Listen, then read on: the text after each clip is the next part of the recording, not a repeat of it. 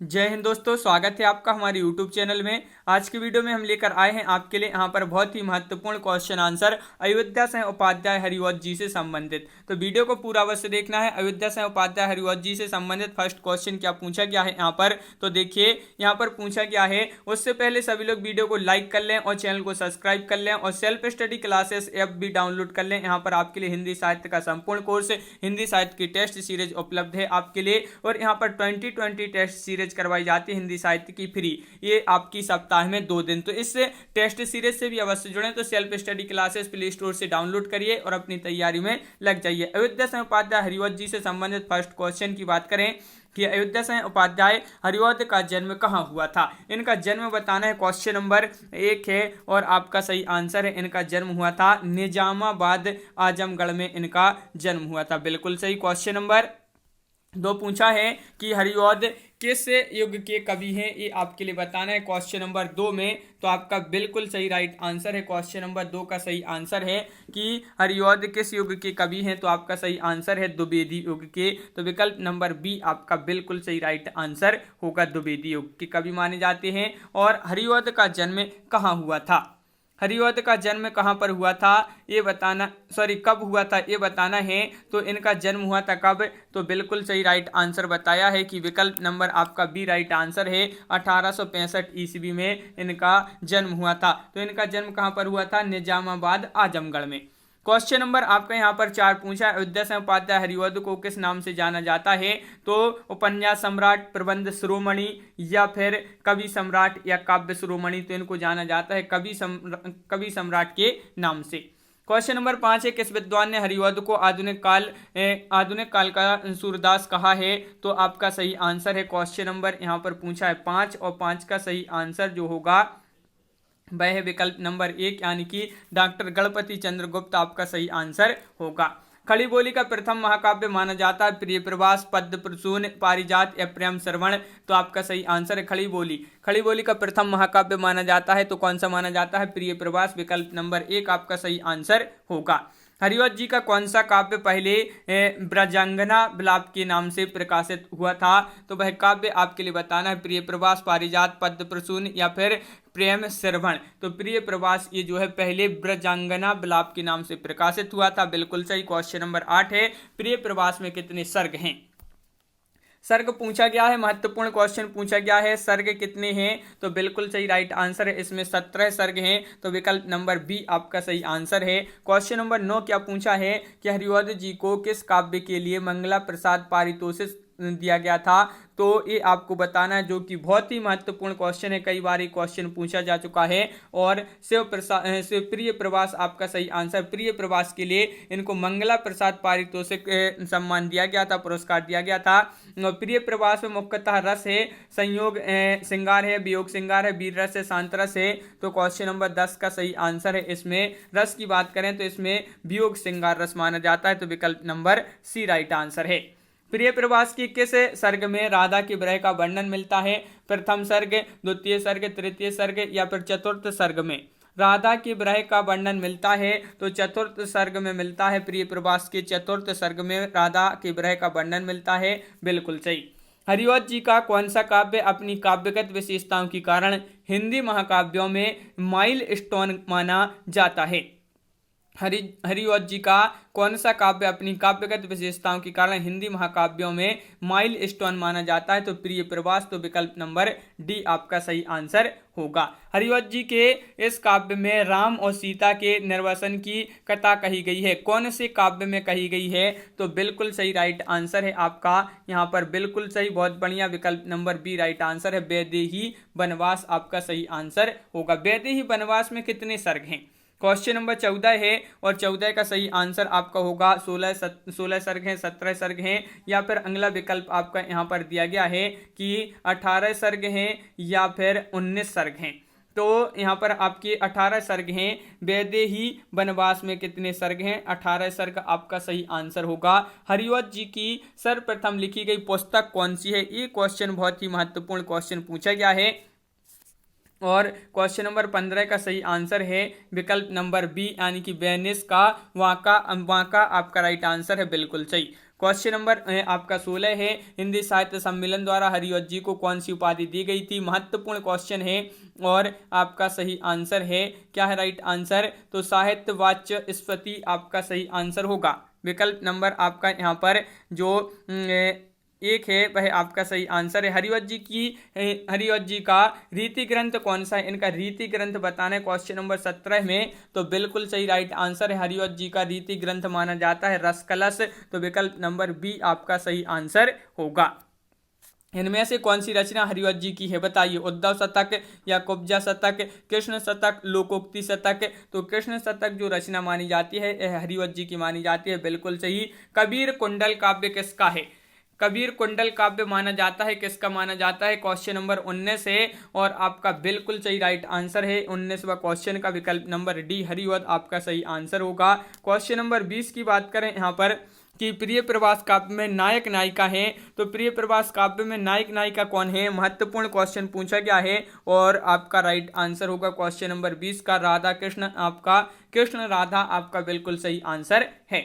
Question number 21 है, हरिवंश जी का ब्रजभाषा में रचित काव्य कौन सा है, ये बताना है। और इससे पहले सभी लोग एक बार वीडियो को लाइक अवश्य कर लिया करें, बहुत ही कम लोग वीडियो को लाइक करते हैं। हरिवंश जी का ब्रजभाषा में रचित काव्य पूछा है, तो ब्रजभाषा में पूछा है तो रस कलश आपका सही आंसर होगा।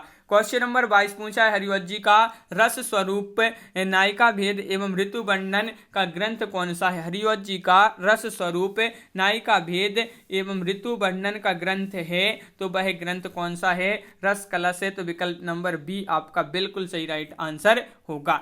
क्वेश्चन नंबर 23 है, यह किसने लिखा है कि हरिवंश जी की यह सबसे बड़ी विशेषता है कि वे हिंदी के सार्वभौमिक कवि हैं, वे खड़ी बोली, उर्दू के मुहावरे, ब्रजभाषा, कठिन और सरल सब प्रकार की कविता की रचना कर सकते हैं। यह किसने लिखा है, यह लिखा है, किसने लिखा है, तो बिल्कुल सही राइट आंसर होगा आपका विकल्प नंबर बी यानी कि निराला जी ने यह लिखा है, बिल्कुल सही। क्वेश्चन नंबर 24 है कि दिवस का अवसान समीप था, गगन था कुछ लोहित हो चला, पंक्ति के रचयिता कौन माने जाते हैं, ये आपके लिए बताना है। इस पंक्ति के रचनाकार कौन माने जाते हैं, तो बिल्कुल सही 24 का आपका सही आंसर है विकल्प नंबर आपका यहाँ पर सी यानी कि हरिवंश जी की पंक्ति मानी जाती है, जो कि बहुत ही महत्वपूर्ण पंक्ति है। क्वेश्चन नंबर 25 है कि कविता करके तुलसी न लसे, कविता लसीपा तुलसी की कला, पंक्ति के रचयिता हैं, तो इस पंक्ति के रचयिता कौन है, 25 का आंसर बताना है। तो इस पंक्ति के रचयिता भी हरिवंश जी ही माने जाते हैं, विकल्प नंबर डी आपका सही आंसर होगा। हरिवंश जी की रचना चुबते चौपदे और चौके चौपदे की विधा क्या है, निबंध है, कहानी है, काव्य है, उपन्यास है, तो क्वेश्चन नंबर 26 का सही आंसर है ये निबंध माना जाता है, तो विकल्प नंबर आपका ये जो है आपका सही आंसर यहाँ पर होगा। हरिवंश जी का नाटक कौन सा है, ये आपको बताना है। नाटक पूछा है तो यहाँ पर आपका बिल्कुल सही आंसर है 27 का नाटक में हो जाएगा, प्रद्युम्न विजय आपका सही आंसर होगा। प्रिय प्रवास महाकाव्य का रचना काल पूछा है, देखिए इनका प्रिय प्रवास ही महाकाव्य माना जाता है और इसका रचना काल पूछा है तो इसका रचना काल माना जाता है 1914 ईस्वी, बिल्कुल सही। वैदेही वनवास का रचना काल क्या माना जाता है, क्वेश्चन नंबर आपका यहाँ पर है 29 और 29 का सही आंसर है 1940 आपका राइट आंसर होगा वैदेही वनवास का रचना काल। इनमें से कौन सी रचना हरिवंश की है, तो ये आपके लिए बताना, प्रेम फुलवारी है, प्रेम मालिका है, प्रेम प्रपंच है, प्रेम माधुरी है, तो इनकी रचना पूछा है कौन सी है, तो आपका राइट आंसर है प्रेम प्रपंच आपका सही आंसर होगा। क्वेश्चन नंबर 31 है, ठेठ हिंदी का ठाठ रचना की विधा क्या है, निबंध है, कविता है, नाटक है, उपन्यास है। क्वेश्चन नंबर 31 है जो कि बहुत ही महत्वपूर्ण क्वेश्चन है और ठेठ हिंदी का ठाठ ये माना जाता है उपन्यास। ठेठ हिंदी का ठाठ उपन्यास का रचना काल यहाँ पर बताना है, इसका रचना काल क्या माना जाता है, तो क्वेश्चन नंबर 32 का सही आंसर है, इसका रचना काल माना जाता है 1899 ईस्वी, बिल्कुल सही। अधिखिला उपन्यास का रचना काल क्या माना जाता है, अधिखिला उपन्यास है, ये याद रखिए महत्वपूर्ण उपन्यास है और इसका जो रचना काल माना जाता है इन दो विकल्प में से ही आपके लिए बताना है। क्वेश्चन नंबर 33 है, अधिकला उपन्यास का रचना काल 1907 ईस्वी माना जाता है। बिल्कुल सही। अगला क्वेश्चन क्या पूछा है, क्वेश्चन नंबर है अपना यहाँ पर 34, दिवस का अवसान समीप था, गगन था कुछ लोहित हो चला, पंक्ति हरिवध के किस काव्य से ली गई है? प्रिय प्रवास से, पारिजात से, या पद्म प्रसून से, या प्रेम श्रवण से? तो ये प्रिय प्रवास से ली गई है। तो विकल्प नंबर 1 आपका यहाँ पर सही आंसर होगा। यहाँ पर पूछा है कि कबीर वचनावली किसकी रचना मानी जाती है? शमशेर बहादुर सिंह, रघुवीर सहाय, मुक्तिबोध, हरिवध। तो क्वेश्चन नंबर 35 का आपका जो सही आंसर है वह आपका राइट आंसर कबीर वचनावली पूछा है तो ये हरिवध जी की रचना मानी जाती है। बिल्कुल सही, जो कि बहुत ही महत्वपूर्ण क्वेश्चन है। और यहाँ पर पूछा है इनमें से कौन सी आलोचना हरिवध की है? साहित्य सीकर, साहित्य संदर्भ, साहित्य देवता, साहित्य कोश। आलोचना है हरिवध जी की कौन सी है? तो साहित्य संदर्भ, विकल्प नंबर सी आपका सही आंसर होगा। हरिवध की इन रचनाओं का प्रकाशन वर्ष के अनुसार सही अनुक्रम बताना है किस विकल्प में है? वह विकल्प का आप चयन कीजिए। यहाँ पर क्वेश्चन नंबर 37 है और बिल्कुल सही राइट आंसर है 37 का। विकल्प नंबर आपका यहाँ पर एक सही आंसर होगा। प्रिय प्रवास, चुबते चौबदे और वैदेही वनवास आपका सही आंसर होगा। हरिवध सतसई का रचना काल बताना है। क्वेश्चन नंबर 38 में इसका रचना काल क्या है? हरिवध सतसई का क्वेश्चन नंबर 38 है, जो कि बहुत ही महत्वपूर्ण क्वेश्चन पूछा गया है और बिल्कुल सही राइट आंसर है आपका कि 1940 हरिवध सतसई का रचना काल माना जाता है। क्वेश्चन नंबर 39 है कि प्रिय प्रीति वह मेरा प्राण प्यारा कहाँ है? दुख जल निधि डूबी का सहारा कहाँ है? उपरोक्त पद की रचयिता कौन है? क्वेश्चन नंबर 39 का आंसर बताना है। तो प्रिय प्रीति वह मेरा प्राण प्यारा कहाँ है, दुख जल निधि डूबी का सहारा कहाँ है, ये हरिवध जी की जो है उपरोक्त पद हरिवध जी का माना जाता है। बिल्कुल सही। हरिवध का निधन कब हुआ ये बताना, जो कि बहुत ही महत्वपूर्ण क्वेश्चन है और इनका निधन कब हुआ ये पूछा गया है। तो बिल्कुल सही राइट आंसर आपका यहाँ पर होगा कि इनका निधन 1947 ईस्वी में हरिवध जी का निधन हुआ था। बिल्कुल सही। और इनका जन्म अगर पूछा जाए तो जन्म 1865 ईस्वी में इनका जन्म हुआ था। जन्म कहाँ पर हुआ था हरिवध जी का? तो निजामाबाद आजमगढ़ में इनका जो है जन्म हुआ था। तो ये भी आपके लिए याद रखना है, आजमगढ़ में इनका जन्म हुआ था। बिल्कुल सही, बहुत बढ़िया। अयोध्या सिंह उपाध्याय हरिवध इनका पूरा नाम है। तो इस प्रकार अपन ने यहाँ पर देखे हरिवध जी से संबंधित बहुत ही महत्वपूर्ण क्वेश्चन। कैसा लगा वीडियो कमेंट में जरूर बताएं। अगर आप चैनल पर पहली बार आए हैं तो चैनल को सब्सक्राइब कर लें, वीडियो को लाइक कर लें और ज़्यादा से ज़्यादा वीडियो को शेयर करें ताकि अन्य लोग भी यह वीडियो देख सकें। और self study classes app download करिए। आप यहाँ पर जो है आप हिंदी साहित्य की अच्छी बेहतरीन तरीके से यहाँ पर तैयारी कर सकते हैं। यहाँ पर हिंदी साहित्य का संपूर्ण कोर्स है और यहाँ पर आपको हिंदी साहित्य की टेस्ट सीरीज भी उपलब्ध है। तो आप जो सा भी कोर्स यहाँ पर खरीदना चाहते हैं, परचेस करना चाहते हैं, कोर्स परचेस कर सकते हैं। अभी ऑफर भी चल रहा है आपके लिए यहाँ पर।